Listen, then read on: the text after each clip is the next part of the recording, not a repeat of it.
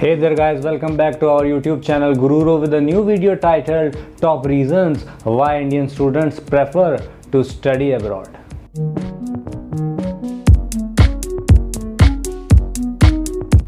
The trend of Indian students going abroad for higher education continues to rise rapidly. According to a response to a recent query in Rajya Sabha, there are currently 11.3 lakh Indian students studying abroad. And 2022 is set to be a record year for students going abroad. This, despite the weakening rupee, these students pay billions of dollars in tuition fees alone. They also spend an equivalent amount of more on living and traveling expenses. Some reports suggest annual amount spent abroad by Indian students could be up to $30 billion.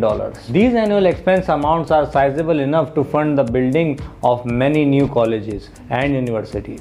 For instance, the government's revised budget for financing 8 new IITs in 2018 was rupees 13,990 crore or around $2 billion. What explains the massive demand, even at prohibitive costs? There are reports of parents selling land and other assets and taking considerable loans to send their children abroad. We have even had a boom in the opening of new private colleges over the last 2 decades. Yet, the allure of an international education remains at an all-time high. Of course, most Indian higher education students don't go abroad. However, according to various surveys, some 90% of them would if they could.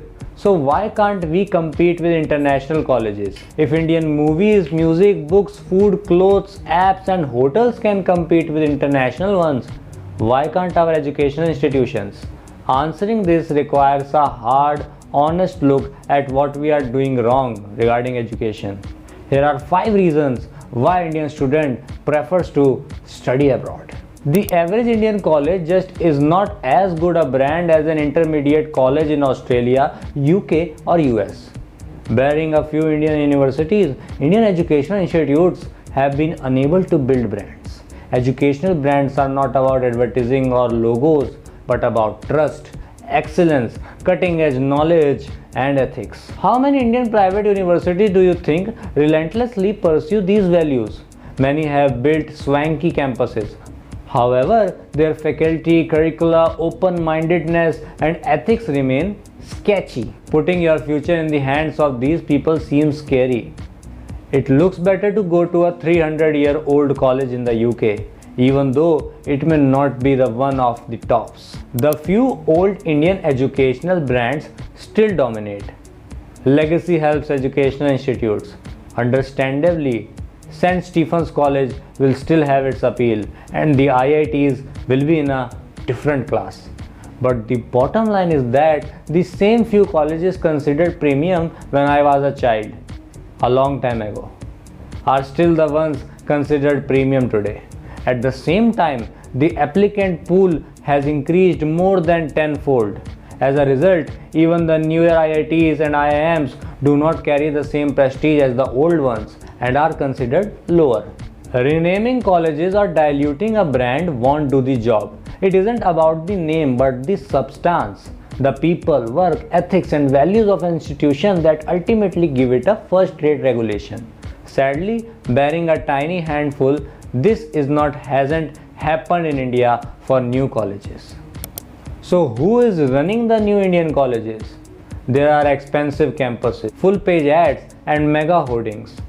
We may have improved the hardware, but we have a severe problem with the software. You need to be driven visionaries to build an educational institution. Random business people or over-the-hill retired profs from sketchy colleges are not the right people for the job. Yet, unfortunately, this profile forms most of these new institutions' leadership and management. Where are the foreign university campuses? After decades of discussion, foreign universities still don't have campuses in India. Even if such campuses could only take a fraction of students abroad, it would be worthwhile.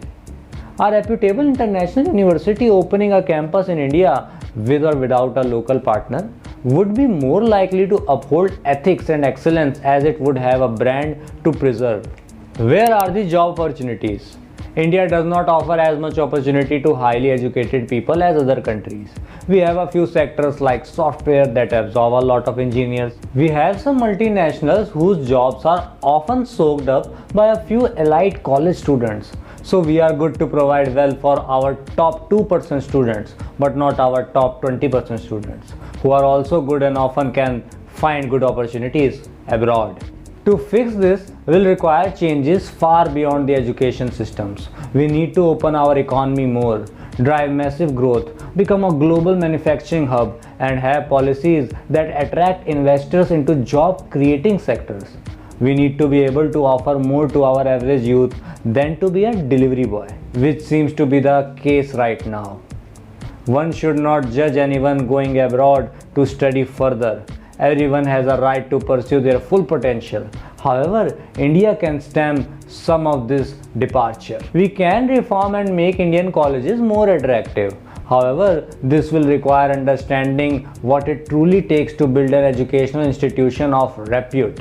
At the same time, we must make massive economic growth a national priority, creating enough domestic job opportunities for our youth so that they don't feel the need to go abroad.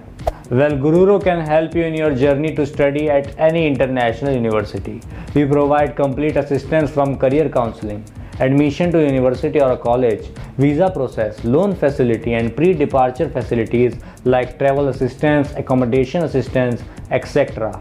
So that's it from today. If you want more informative or interesting videos like this, consider subscribing Gururo.